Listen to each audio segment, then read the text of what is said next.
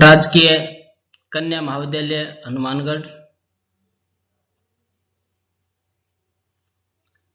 आज हम अध्ययन करेंगे राजनीति विज्ञान की प्रकृति। यह बीए फर्स्ट ईयर राजनीति विज्ञान पेपर फर्स्ट राजनीति विज्ञान के मूल आधार से संबंधित है। हम इससे पहले वीडियो में अध्ययन कर चुके हैं राजनीति विज्ञान की परिभाषा परंपरागत दृष्टिकोण से। इसमें राजनीति विज्ञान की प्रकृति, इसमें ये अध्ययन किया जाता है कि राजनीति विज्ञान विज्ञान है या कला है या दोनों है। इसके लिए अलग अलग तर्क प्रस्तुत किए जाते हैं कि जैसा आप देखते हैं इस सब्जेक्ट में राजनीति के साथ विज्ञान लिखा जाता है और राजनीति शास्त्र भी लिख सकते हैं। राजनीति विज्ञान और राजनीति शास्त्र, ये दोनों शास्त्र लिखने का मतलब एक कला होता है, विज्ञान लिखने का मतलब प्राकृतिक विज्ञान जैसा होता है। तो इसमें एक अलग तरीके से तर्क प्रस्तुत किए जाते हैं कि क्या ये विज्ञान है या विज्ञान नहीं है। पहले तर्क प्रस्तुत करेंगे राजनीति विज्ञान विज्ञान नहीं है। इसमें मेंटलैंड का कथन है, मेंटलैंड, जब मैं राजनीति विज्ञान शीर्षक से परीक्षा प्रश्न पत्र को देखता हूं तो प्रश्नों के लिए नहीं शीर्षक के प्रति खेद होता है। यानी क्वेश्चन पेपर जब आता है उस पर ऊपर लिखा था पॉलिटिकल साइंस, तो मेंटलैंड का मत है कि ऊपर जो साइंस शब्द लिखा होता है उसको देखकर मुझे खेद होता है, क्योंकि नीचे क्वेश्चन तो आर्ट्स के लिखे हुए हैं, तो ये विज्ञान नहीं है।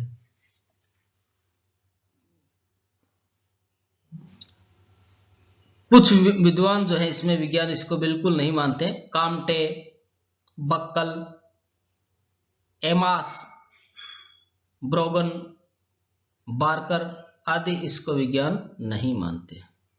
दूसरी तरफ राजनीति विज्ञान के जनक, फादर ऑफ पॉलिटिकल साइंस, अरस्तु ने राजनीति विज्ञान को सर्वोच्च विज्ञान माना है। अन्य विद्वान जो इसको विज्ञान मानते हैं हॉब्स, मॉन्टेस्क्यू, ब्राइस, फाइनर, जेलिनेक इत्यादि। तो हम दोनों पर ही चर्चा करेंगे। राजनीति विज्ञान विज्ञान नहीं है। सबसे पहले विज्ञान जैसे प्रयोग संभव नहीं है। प्राकृतिक विज्ञान जैसे फिजिक्स है, केमिस्ट्री है, बॉटनी है।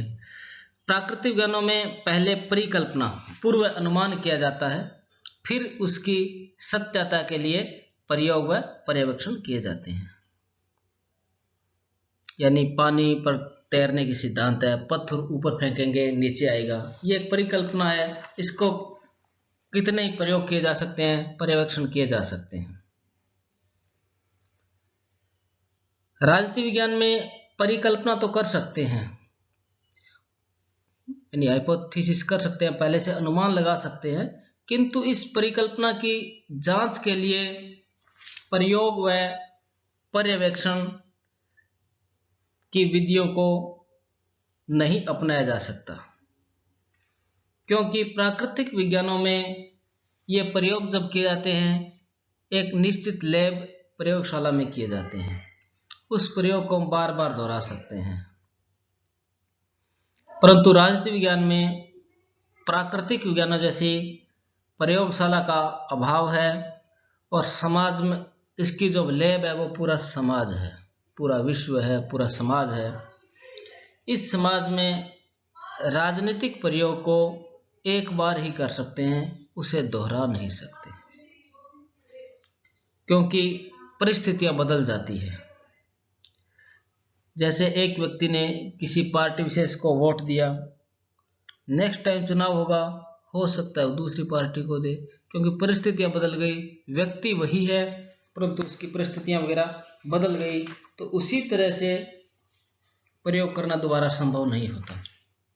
नंबर 2, शब्दावली, परिभाषा एवं अध्ययन पद्धति के अंतर।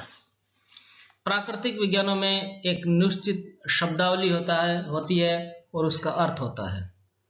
जैसे भौतिक शास्त्र में घनत्व, आयतन, ऊर्जा आदि शब्दों का एक सुनिश्चित अर्थ है और भौतिक शास्त्री इनकी परिभाषाओं में भी के बारे में भी एकमत हैं। वे विज्ञान की अध्ययन पद्धतियों के बारे में सर्वसम्मति रखते हैं, परंतु राजनीति विज्ञान में स्थिति अलग है।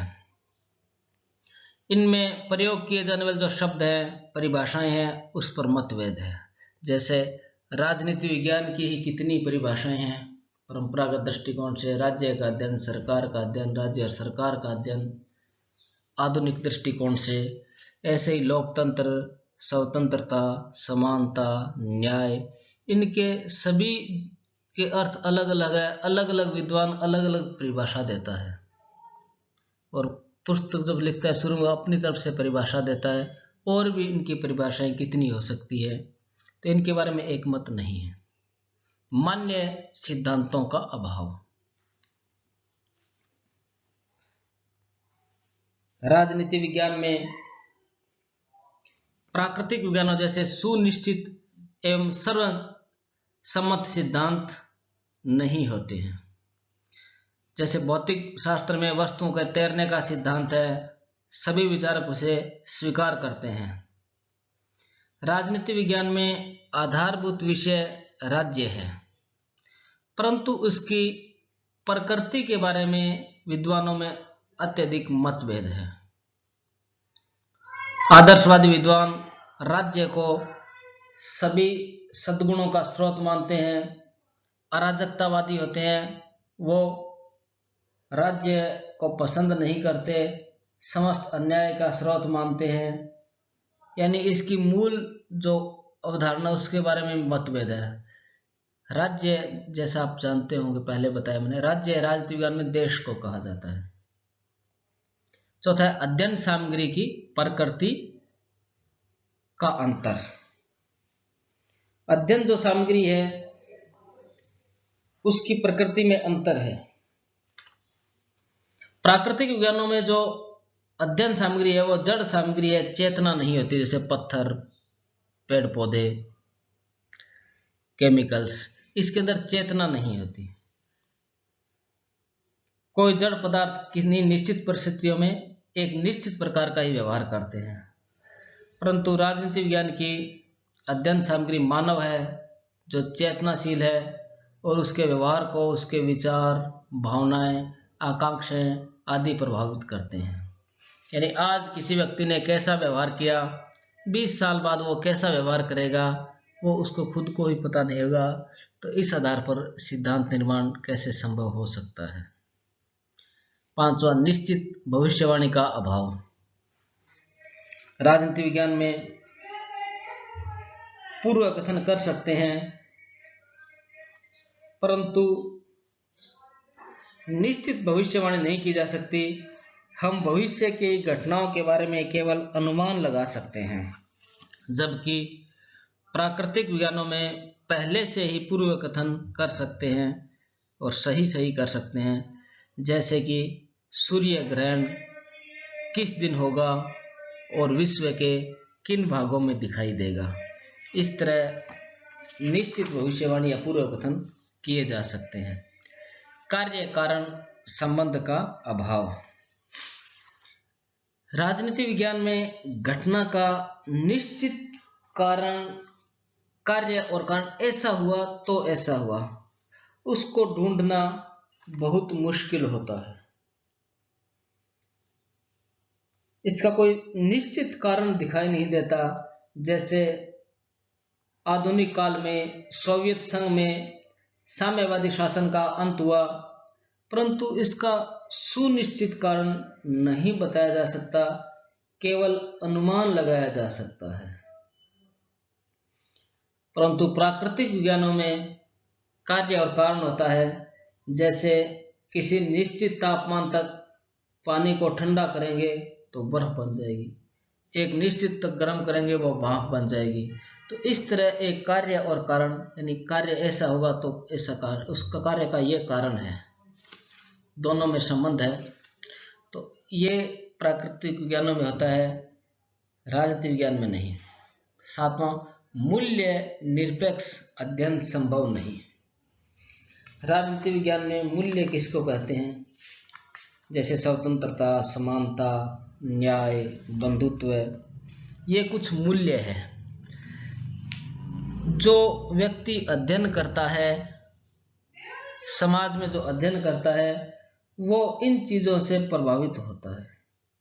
जैसे कोई व्यक्ति किसी विशेष पार्टी के साथ, किसी विशेष राजनीतिक दल को पसंद करता है, वो जब अध्ययन करेगा, किताब लिखेगा, आर्टिकल लिखेगा, तो स्वाभाविक रूप से वो अपनी विचारधारा को अच्छा मानकर ही करेगा। तो इस तरह उसके खुद के मूल्य जो है उसमें शामिल हो जाते हैं। और प्राकृतिक विज्ञानों में इस तरह खुद इन्वॉल्व नहीं होते, खुद के मूल्य उसमें शामिल नहीं होते, इसलिए जो निष्कर्ष आता है वो ज़्यादा अच्छा होता है, ज़्यादा शुद्ध होता है उसमें से। यानी अध्ययनकर्ता सामान्यतः तटस्थ नहीं रह पाता है। तो ये विद्वानों ने तर्क दिया है कि राजनीति विज्ञान विज्ञान नहीं है। फिर दूसरे प्रकार के विद्वान जो है वो कहते हैं राजनीति विज्ञान विज्ञान है, यानी विज्ञान जैसा ही है ये वो तर्क देते हैं विज्ञान है। इसमें विद्वान जो है हॉब्स, मॉन्टेस्क्यू, ब्राइस, फाइनर, जेलिनेक आदि ये मानते हैं कि ये विज्ञान है। और राजनीति विज्ञान के जनक जो है अरस्तु, इन्होंने राजनीति विज्ञान को सर्वोच्च विज्ञान कहा है, मास्टर साइंस कहा है, यानी सबसे ऊपर है, इसी से बाकी चीजें निर्धारित होती है। राजनीतिक व्यवस्था ही सबको निर्धारित करती है, कंट्रोल करती है। इसमें जो तर्क देते हैं वो पहला है क्रमबद्ध व व्यवस्थित है, यानी इसका अध्ययन जो है बिल्कुल क्रमबद्ध और व्यवस्थित है, जैसा कि प्राकृतिक विज्ञानों में है। इसके विद्वान तर्क देते हैं कि राजनीति विज्ञान की प्राकृतिक विज्ञानों से तुलना करना ही अनुचित है और इसके आधार पर निष्कर्ष निकालना ही गलत है, क्योंकि राजनीति विज्ञान एक सामाजिक विज्ञान है, यानी समाज से जुड़ा हुआ विज्ञान है। और इस दृष्टि से उसमें वे सभी प्रमुख लक्षण पाए जाते हैं जो विज्ञान में होने चाहिए। इसके लिए आवश्यक है कि हम विज्ञान शब्द के वास्तविक अर्थ को समझें, यानी विज्ञान किसे कहते हैं। इस दृष्टि से गार्नर का यह कथन महत्वपूर्ण है, विज्ञान किसी विषय से संबंधित उस ज्ञान राशि को कहते हैं जो विधिवत पर्यवेक्षण, अनुभव एवं अध्ययन के आधार पर प्राप्त की गई हो और जिसके तथ्य परस्पर संबद्ध, क्रमबद्ध एवं वर्गीकृत किए गए हों। तो इस आधार पर राजनीति विज्ञान पूरा खरा उतरता है। इसमें राज्य, सरकार, राजनीतिक संस्थाओं, धारणाओं एवं विचारधाराओं का ज्ञान उसी रूप में प्रस्तुत करता है। उदाहरण के लिए राज्य की उत्पत्ति तथा विकास का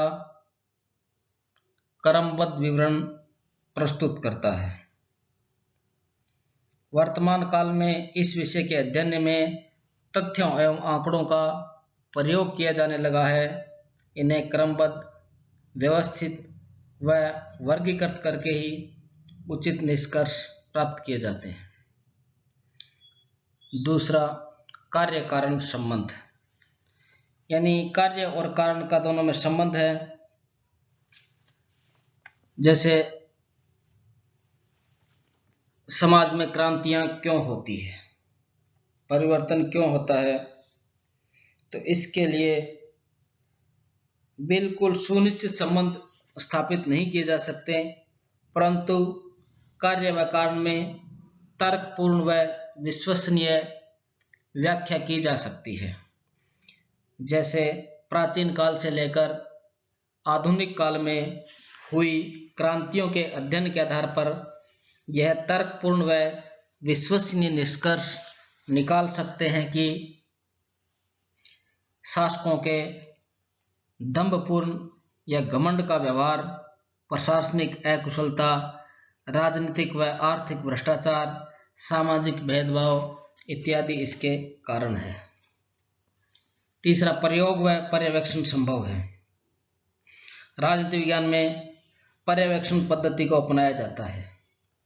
उदाहरण के लिए पर्यवेक्षण के आधार पर निष्कर्ष निकाला गया है कि नागरिकों के मौलिक अधिकारों की स्थापना के लिए जरूरी है कि लोकतांत्रिक शासन प्रणाली को अपनाया जाए और नागरिक मौलिक अधिकारों को संविधान में स्थान दिया जाए और इनको न्यायपालिका का संरक्षण प्राप्त हो। और विभिन्न देशों में लोकतंत्र की सफलता व असफलता के पर्यवेक्षण से ही निष्कर्ष निकलता है कि लोकतंत्र की सफलता के लिए किन परिस्थितियों का होना आवश्यक है। यानी ये हम कर सकते हैं ऐसा।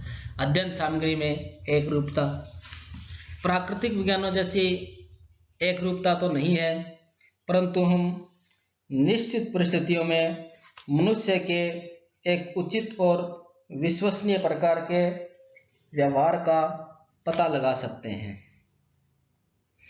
विभिन्न प्रकार के असंतोष के कारण ही क्रांतियों का मार्ग अपनाया गया। इसी आज भी ऐसे ही तीव्र राजनीतिक असंतोष उत्पन्न होने पर व्यक्ति क्रांति का रास्ता अपनाता है। भविष्यवाणी संभव है। राजनीति विज्ञान में इस अनुमान के रूप में ऐसी भविष्यवाणी की जा सकती है जो सत्य के निकट होती है, लगभग निकट होती है और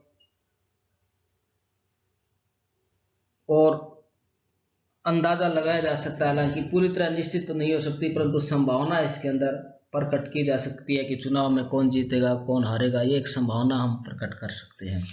तो इस आधार पर राजनीति को हम विज्ञान कह सकते हैं। फिर हम देखते हैं राजनीति विज्ञान कला है। इसमें कला भी माना गया है। राजनीति विज्ञान अपनी प्रकृति से कला है। प्राचीन काल से ही राजनीति विज्ञान राजनीति शास्त्रियों ने इसे शासन की कला के रूप में स्वीकार किया। भारत में मनु, कौटिल्य, शुक्र, इन्होंने अपने अध्ययन में इसे कला माना। प्लेटो ने अपने ग्रंथ स्टेटसमैन में राजनीति को शासन की एक श्रेष्ठ कला के रूप में माना। वस्तुतः कला में दो चीजें होनी चाहिए। एक नंबर उस विषय के सैद्धांतिक ज्ञान को व्यवहार में लागू किया जाना संभव होना चाहिए और दूसरा उस विषय को मूल्यात्मक होना चाहिए, अर्थात उसमें सत्यम शिवम सुंदरम के आदर्श कला धर्म को स्वीकार होना चाहिए ताकि जीवन को सुखमय बना सके। राजनीति विज्ञान में दोनों ही लक्षण पाए जाते हैं, अतः वह कला भी है। राजनीति विज्ञान अपने सैद्धांतिक ज्ञान का प्रयोग शासन कला के रूप में करता है। यह अपने प्रशासनिक संगठन के द्वारा सैद्धांतिक नीतियों को लागू करता है। राजनीति विज्ञान के इन व्यवहारिक प्रयत्नों के पीछे एक मूल्यात्मक उद्देश्य होता है और वह है मानव जीवन को सुखमय बनाना। एक कला के रूप में राजनीति विज्ञान ने प्राचीन काल से आदर्श को स्वीकार किया है कि एक न्यायपूर्ण व अपराध मुक्त समाज की स्थापना हो। इस उद्देश्य की प्राप्ति के लिए प्लेटो से लेकर आज तक विद्वानों ने राजनीतिक अवधारणाएं प्रस्तुत की और लोक कल्याणकारी राज्य के सिद्धांत को अपनाया है। तो इसमें ये कला भी है। अब हम निष्कर्ष देखेंगे इसका कि अपनी प्रकृति से राजनीति विज्ञान कला भी है और विज्ञान भी है। तो इसलिए इसके संबंध में बक्कल का एक कथन है वो उचित नहीं है। बक्कल ने कहा ज्ञान की वर्तमान अवस्था में राजनीति का विज्ञान होना तो दूर रहा, वह कलाओं में भी पिछड़ी कला है, क्योंकि ये बात सही नहीं है। संक्षेप में यह कहा जा सकता है कि जब राजनीति विज्ञान अपने विषय का केवल सैद्धांतिक अध्ययन करता है तब वह विज्ञान होता है, किंतु जब राजनीति विज्ञान इन सिद्धांतों को मानव जीवन के सुख में वृद्धि करने के लिए लागू करता है तब यह कला होता है। यानी जब सैद्धांतिक अध्ययन करता है तब विज्ञान है, और इस ज्ञान को मनुष्य के जीवन में सुख वृद्धि के लिए लागू करता है तब वह कला है। यानी राजनीति विज्ञान विज्ञान और कला दोनों है, और इसके दोनों ही नाम ठीक है, राजनीति विज्ञान और राजनीतिक शास्त्र। धन्यवाद।